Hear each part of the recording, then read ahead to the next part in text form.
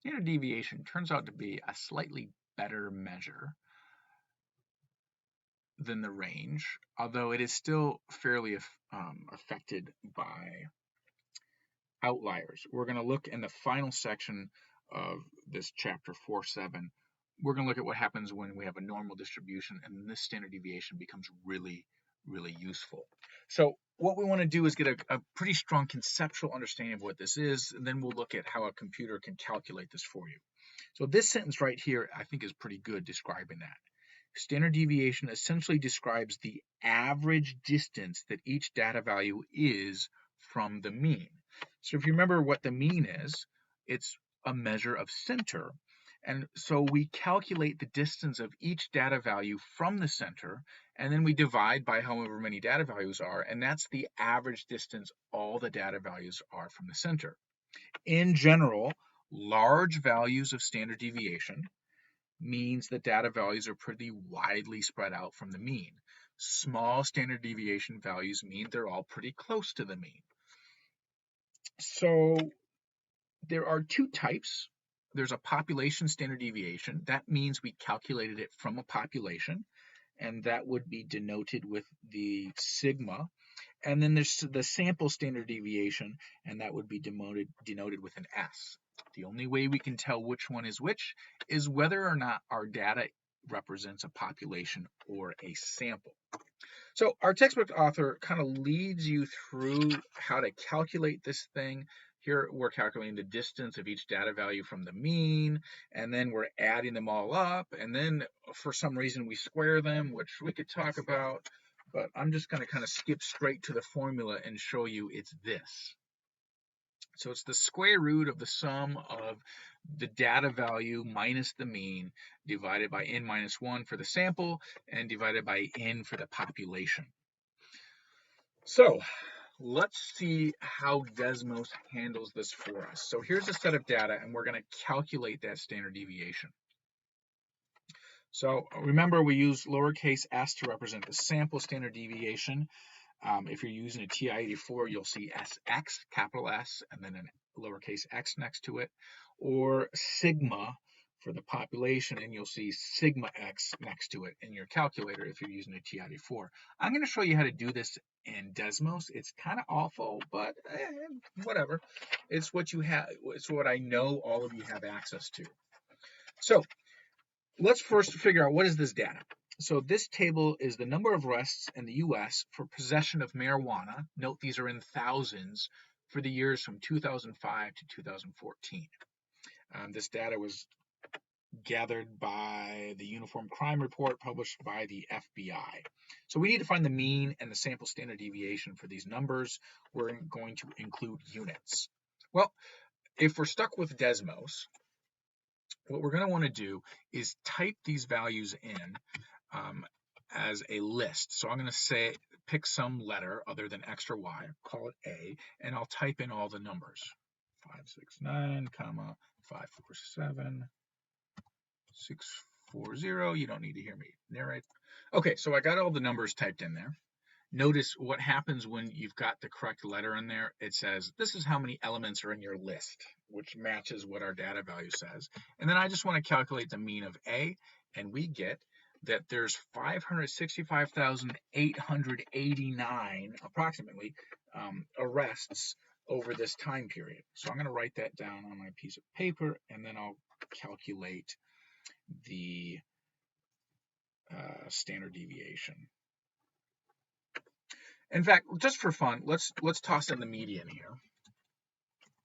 So if I can spell, there we go. I'll type the median of A.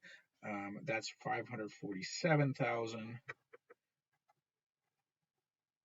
And now let's get the standard deviation. So here's where we have to ask ourselves, was this data set a population or a sample? If it's a population, in Desmos, when you click this function button, you'll go to stdevp, and that would be the standard deviation of a population. So this is the sigma, and that's equal to 45,569. And let's see, there's got to be a sample standard deviation in here somewhere. Here it is, standard deviation, ST-dev, that's going to be your sample standard deviation. So S is equal to 48,333. All right, so I wrote all those statistics down. We had a mean of 565,889 arrests, a median of this many arrests, and then a standard deviation. It turns out the units on standard deviation are the same as the two. Now let's clearly state which is which. This is a population value. This is a sample value. So let's pause and consider, does this data set represent a population or does it represent a sample? And here's how you tell. Is this all of the years for which people were arrested for the possession of marijuana? The answer, of course, is no. I'm not quite sure what was going on in the 1800s. Maybe it was legal and we didn't care about it then, but I know there were other times other than 2005 where it was illegal at the federal level. And of course, I'm sure you all recognize marijuana is still illegal at the federal level, even though it's legal in Michigan and other places to possess and partake. At any rate, the correct standard deviation for this problem is the sample standard deviation because the data represent a sample.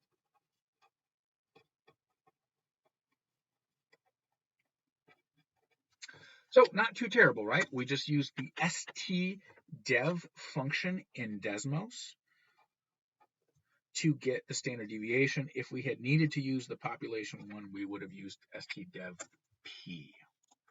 So if our data set has outliers or if it's not very normally distributed, a better measure of the standard or of the spread is this coefficient of variation. And what it is it's the relative standard deviation. It's denoted C subscript V, and it's simply the standard deviation divided by the mean. And it is interpreted literally as what percent of the mean the standard deviation is. So here's the symbols. We're going to do that for this previous problem that we just did. We had our sample standard deviation of this and our mean of that. So I'll do 48,333 arrests divided by 565,889. That was the mean from above. And this is approximately equal to